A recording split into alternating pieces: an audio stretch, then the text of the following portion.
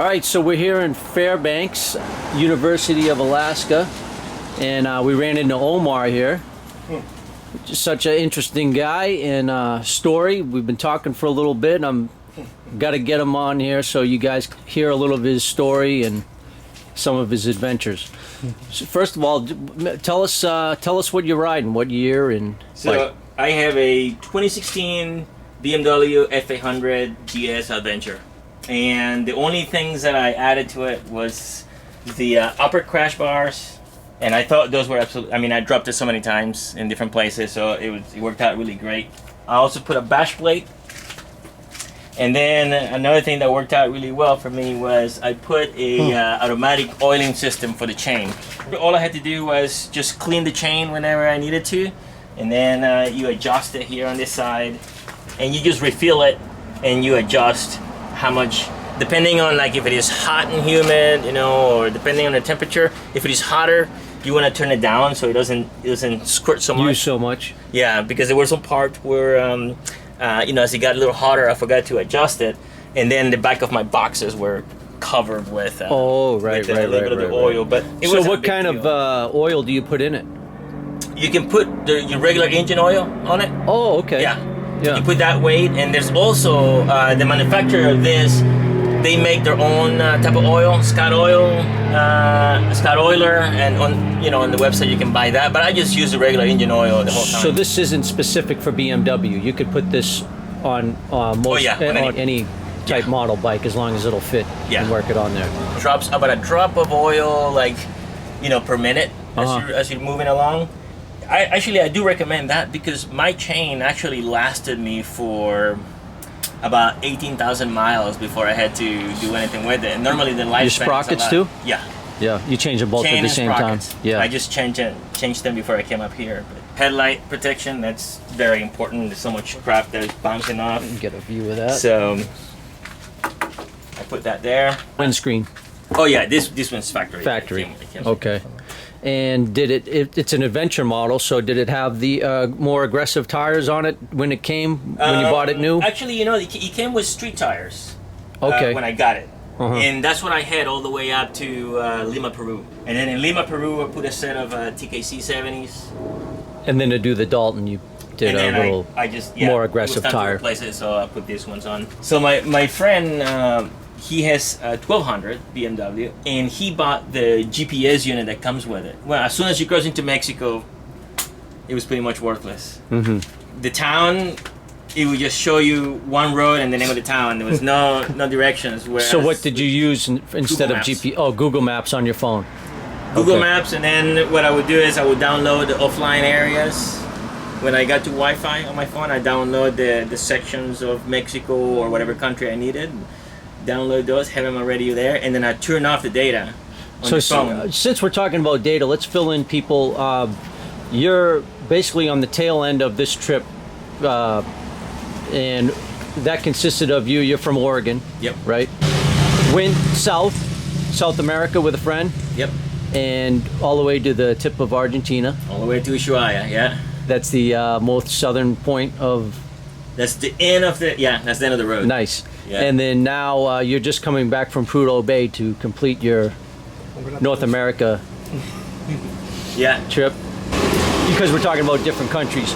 So, and to get back to the cell phone thing, what did you do? Did you buy different SIM cards and that when you were traveling to different countries, or how did that work? That's what people were recommending. They were saying, you just get a new SIM card every country you go to. But when I called the provider, I have Sprint.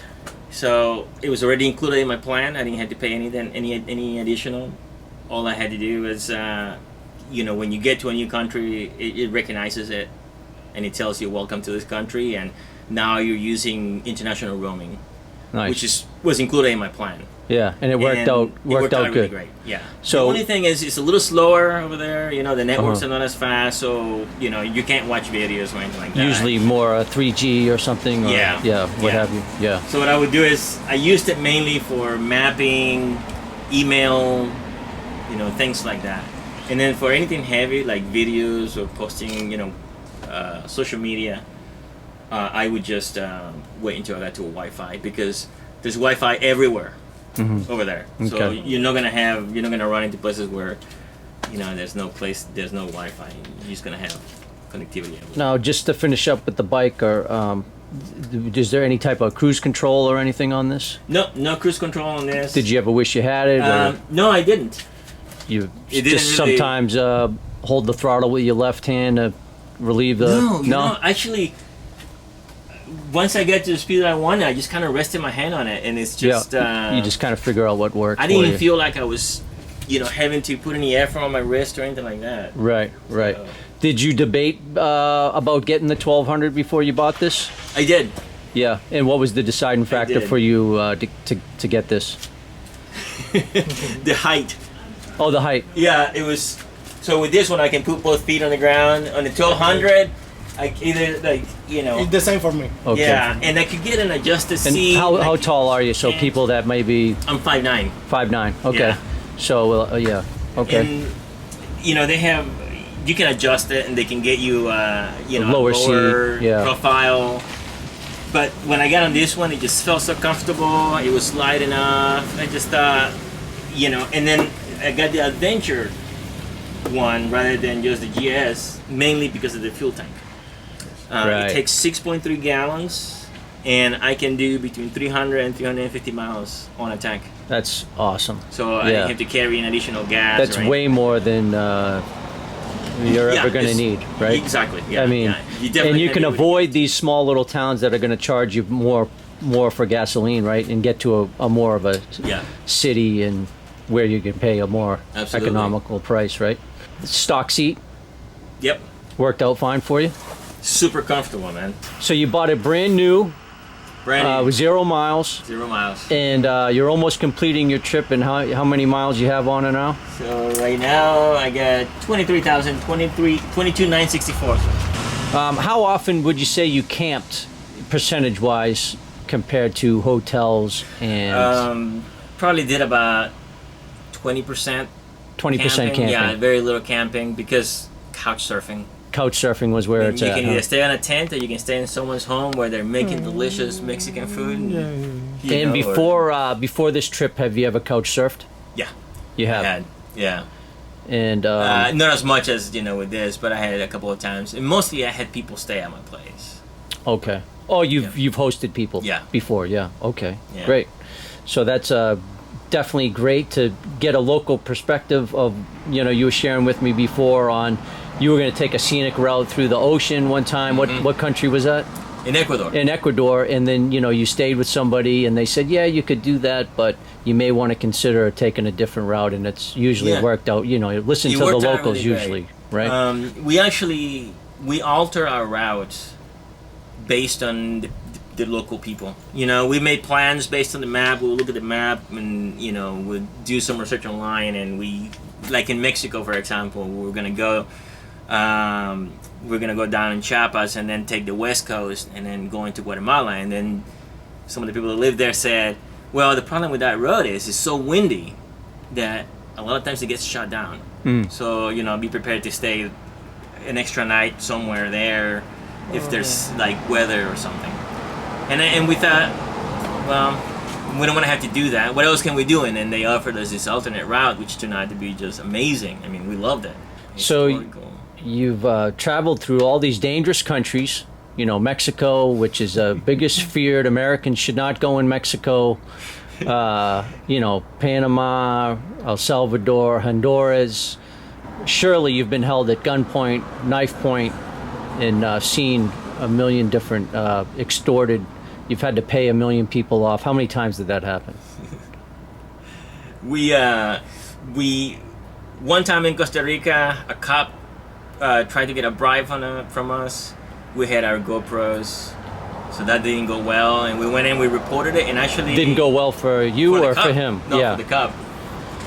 And we reported it, and the police department actually did take it very seriously, and they filed charges, and then they contacted me months later to let me know that everything had gone well, and that And they've they disposed. actually asked me if I wanted to do a Skype session with them, and to tell me what they had done, and the cut was removed. I mean, they take this very seriously because they make a lot of their money. The country relies on tourism. Yeah. And now with social media, because what I did is as soon as this happened, we had pictures, we had license plate, and we went to Twitter and we went to Facebook, and we just started putting it out, and then people started, Right. sharing it. Local people that we met and we talked to them, Yep. and they put it out there. So it's like it just becomes known so quickly, and it's so easy for them to get caught that it's just, it's not even worth it. So they took it very seriously. I was Border impressed with what they crossings did. weren't much of an issue. No, not really. The only thing is, they're just inefficient. Yeah. So it takes a long time. What we did is we would travel to the town right before the border. Maybe we will stay like maybe 30 minutes to an hour away from the border, so that the following morning we go there early, deal with some places it would take an hour, 2 hours to get through. The worst places, like in Honduras, for example, there was a power outage, and it took about 3 hours to get through the process. What kind Yeah. of paper you need to take it down? And then they just just work through it. Oh, another thing that we did that worked out really well for us is we had this binder, and I had 20 copies of my passport, 20 copies of the registration, 20 Okay. copies. And so every Very time they smart. said, it saves a little time, because they said, okay, you need to go over there and make a copy of this and make a copy of that, and you can just say, here, got the copies right here. So what type of credit card or currency worked best for you? Good question.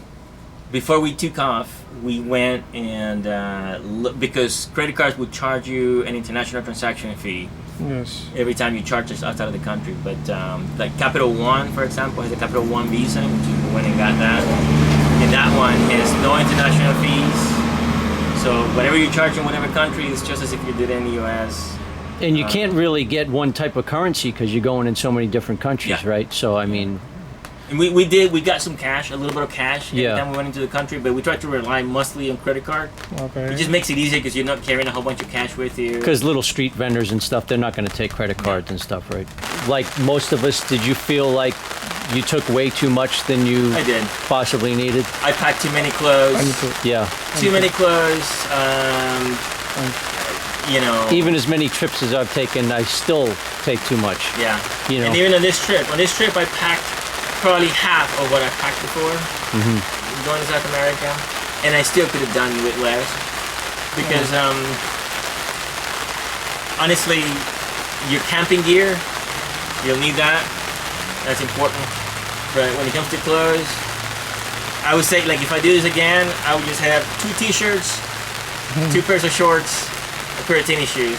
Yep. That's it. And then the weekend underwear, that's really good. I bought several of those, and Yep.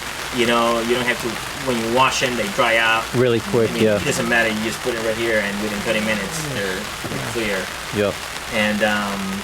And that's it. This is going to be so different for everybody because everybody has a different way of how they're going to travel. But if you could just give us like a guesstimate of what your monthly expenses was, right? I mean, I guess, Yeah. I mean, it's going to vary from country to country, right? But I mean, well, I don't know. That's unknown to me. Maybe you can give a better perspective of that. But like, what would it take for someone that wants to, of course, you're going to need to be a little frugal in some areas, Yeah. right? I mean, you're not going to eat fine dining three times a day or anything. How often did you like go to supermarkets and eat? How often would you eat out?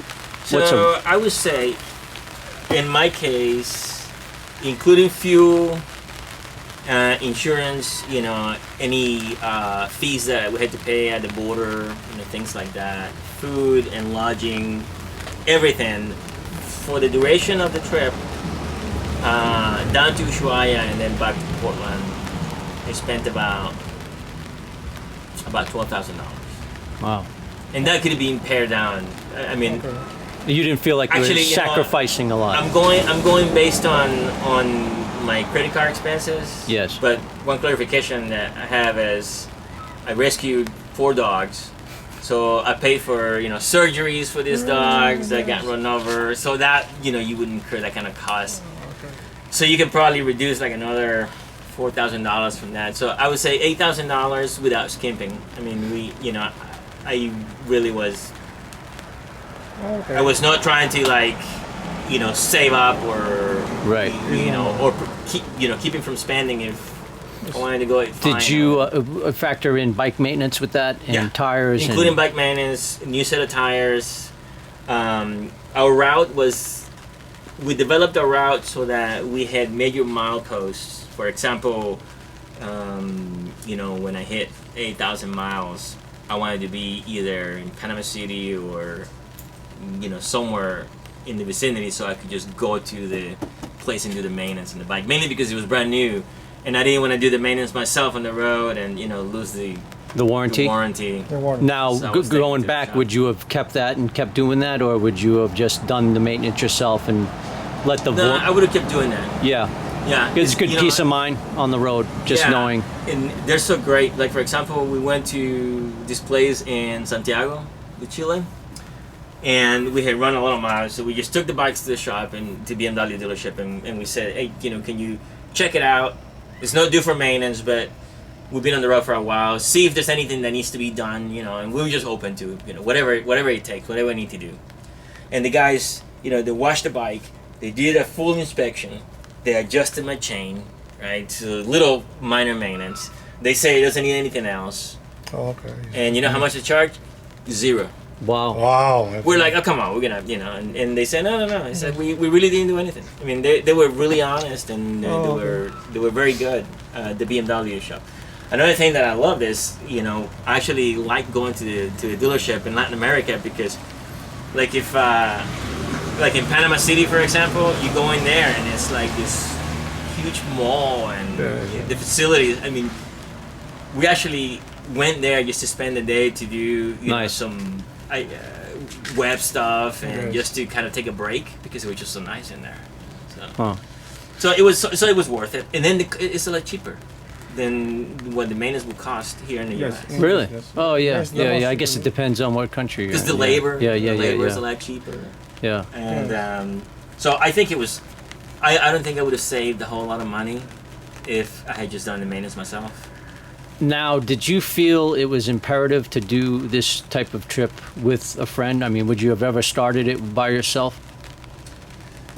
No, I think I would prefer to do it with a friend. And Yeah. but would there be any fears of doing it by yourself after you've already done it? No, I mean, you would do it again? Yeah. No problem. Yeah, I would do it again. Yeah. But what happens is when it's one guy is more approachable than when it's two guys, I think. So I've had more people come over and talk to me when I stop. And it opens the window, right, for you to converse with someone else. Because if you're with somebody else, you're usually talking with them. So that probably opens the door too, right? Exactly. I think people feel more comfortable if you're just by yourself and just come over and talk to you. Like here, for example, in Prep, I was at the coffee shop just down the street yesterday, and I was there by myself doing some stuff, and this couple came over and sat down next to me, and then we started chatting, and then they said, "Yeah, you can come over and stay with us if you want," because I told them, what I was doing, and I already had the thing set up here, so Right. But the opportunity was there, it was like really right. nice people, and I think that people like adventurers, and they just, I think a lot of people see that part of themselves and want to explore that yeah. and get more of it, Yeah. And same with me. When as soon as you told me the story of you traveling, I want to know more. I want to know, because it's something I desire. It's something that I think it's in all of us. I think to a certain extent. I think people want to learn about it, and I think that we are, like, as travelers, always happy to share. Like when you came over and you said, "Am I interrupting you?" And I said, "No, I love talking about this stuff. It's just, it's what we do." What's one of the biggest misconceptions you had, before you started the trip, that was just your mind saying, Safety. So we thought, we were convinced that as soon as we crossed the border into Mexico, that there were gonna be sacks of heads on the side of the road, and we were gonna be on the lookout because we were in danger at all times. And what we found is we never for one moment, not for one instant, did we feel like we were in any sort of danger or risk. People were kind, they were welcoming, people wanted to give us all the time. It was like, you know, we'd be on the side of the road and we'd just stop for a break or something. And like there's this place in Chile that I just pulled over on the side of the road and I just wanted to, you know, kind of stretch my legs a little bit. And then these people came over on a car, pulled up behind me. The ladies started talking to me about, you know, what I was doing. And then they're like pulling out tea. They had this little tea pot and they got me some tea and they had sandwiches and then they were like, they insisted that I eat, you know, it's like, you have to eat, you can't, you know, and they told me there's nothing from here to whatever. And I found that like in Mexico and Central America, people want to give, you know, there was no one like coming at me with like an angle, like to see. Right. Like, Okay. number one moment. It's a good news. Generally, people want to help too, Yeah. right? Yeah. I mean, people just have that nature of wanting to help someone. Plates and they're like, you coming from where? And where are you going? You must be crazy. Yeah. It's like, come here, have some of my food. So, give us a little background on the dog story. Like, what type of day was it? Where were you? How did you come across this dog that you rescued? So we went to this place in Ecuador called Ingapirca. And it's just like these ruins, you know, these ruins that predate the Incas actually. This is just like really great ruins. So we went on a tour of that place and on the ride back, which is about an hour away from the town we were staying, I saw this little dog rush. I was behind this 18-wheeler and it was, you know, we were just turning left on the road and this little dog just ran right in front of it and the truck went right over it and I just thought, okay, it's dead. And I told my buddy, I said, hey, I gotta stop here. I said, I thought the dog was, I was just gonna put it on the side of the road, you know, I thought it was dead. Well, the little thing came from between the wheels, didn't get touched. So I went away to try to help her out. I always carry dog food with me on the motorcycle. Because I love dogs, so I carry dog food and every town that I went to, there's always stray dogs and I would just sit down, put a little bowl with water and just give them food. I saw a guy from Mexico who actually had a better idea. He made these little bags of dog food, like little plastic bags, and he would just hand it to them, and they would just bite right through and then get food out. It was easier. Little present. Me, I had to scoop it and put it in a little bowl. Yeah. You know, the dogs would come over and grab it and walk away. So she was very malnourished. But she was very malnourished. She was less than 7 pounds, and she was just like little bones. Do you know what kind of dog And she is? She's a poodle. Okay. And she was deadly afraid of humans, so it took me a couple of days to actually trap her. Really? I had to keep going back, and that, you know, like. So what'd you do? Camp out where she was and just? No, I went back to the town, and then I'd go back the next morning, and I spent like a whole day. I have actually a video. That one I did have a video of me trying to get her, and finally she got comfortable with me. And then I put her in a crate right here in the back. Like a milk crate? It was no, actually it was a bunny cage. Okay. I couldn't find a dog crate. So I put a bed underneath and I put some protection from the wind and I took it to a vet and I was going to leave her at a shelter. That was my idea, you know, take her there and have somebody adopt her luckily. And then continue your travels. Yeah. But, you know, fell in love with a little dog and she did the trip with me all the way to Ushuaia and then back to Santiago. So how many countries did you travel with her? Ecuador, Peru, Chile, Argentina. Wow. 4 countries. And were people amazed to see the dog on the back of a bike? People love the dog on the bike. Every time I stopped, and they had no idea because I had all my stuff and like this, it was covered. And then I would open the gate and she would just step out and start stretching, and people were just like, Wow. "That's just crazy. He has a dog in there." And you know, it was always. And you would just get shots in every country to bring her through the next I only got the country? initial shots, so it's based on schedule. So you get the records. Okay. I had the medical records, just like I had my stuff there. Yep. I had her And they would paperwork. recognize the shots from other countries as long as it was in the parameters you go of... to the agency that regulates Yep. animals in the country, and they create a certificate for you. So when you go to the border, and they let you through, and then at the new country, you go and do the same thing for the next country, and just on and on. So the dog traveled with me, and then flew her home to Portland, and she was like She's here in less the than U.S. 7 pounds. Yeah, She's an American citizen. She is now. And now she weighs 21 pounds, and she's gotten so bigger. And her name is? Bigger. Sudi. Sudi. Yes, Nice. And then I found a dog in Chile that had gotten run over. And same thing, you know, I rented a car. I went back looking for her, found her. We got her some medical care. This lady from Chile helped me rescue that dog. She kept the dog, and then she flew to Portland to bring the dog with us. Amazing. And you know, I have the before and after pictures of the dogs. It's just like completely different dogs. They're very happy in Portland. Wow, what a story. Yeah. What the story? All part of the adventure, right? Yeah, and it was. I mean, I never anticipated that was going to happen. I didn't think that, you know, but it just sort of happened. You know, it just. Where can people find out more about you? Maybe see put some of this to pictures and stuff like that, and keep in contact with you. Yeah, I have a website. It's Riding for Adventure. So it's writing and then the number 4 adventure.com. And I have my friend and I. We put in there videos, pictures, and we try to write stories of all the places that we've gone to, the people that we've met. So it's slightly different take on things that we write. Like my friend, he's very factual. He's a really good writer, so he tells you all about the place and, you know, places to go and things to explore. Nice. My take on what I write is about the people, especially if I find people that are really interesting. Now I just talk about them, and I talk about the situation if it was something that was peculiar that happened. But you know, same thing. You know, it's the story. You know. Yeah. Anything you'd like to add?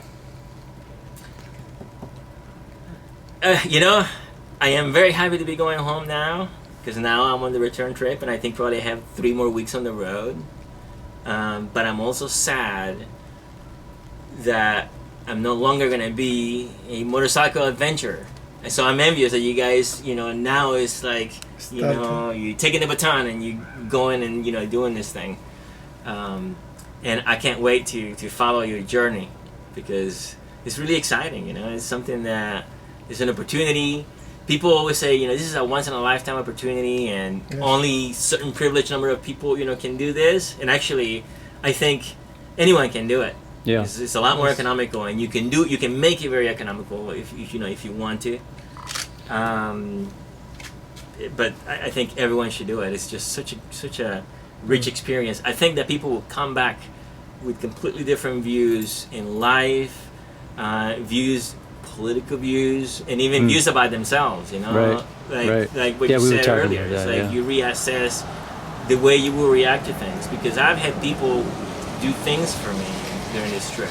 Like for example, right now in Canada, I stopped and I had this couchsurfing host, and we were talking about this trip going north, and then he looked at my equipment, and I felt like I was well equipped.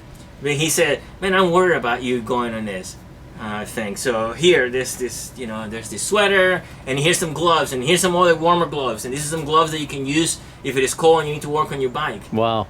And it's like, now me, you know, I consider myself to be relatively kind, and I would have said to you, "Hey, you know, be careful," or "Are you sure you have everything you need?" Yeah. I don't think I would have just actually taken the initiative to gotten these things and say, "Here, you take this with you to make sure that you're covered." Right. I mean, he just went beyond, you know, and it was really moving. It was touching. Nice. It's like family, right? Yes. So now when I go back, I gotta stop by and stay with him again. Yeah. Awesome.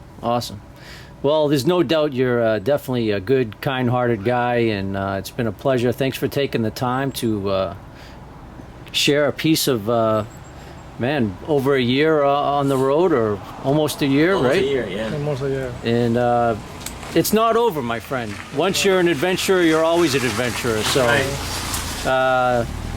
you know, just like there's no guarantees of what destination you're going to make each day, there's no, you know, who knows what next adventure lies ahead for you. So, And it might be something else. Just one more thing I want to share. Yeah. My buddy, my friend, Russ, he's 69. He's about to turn 70 pretty soon.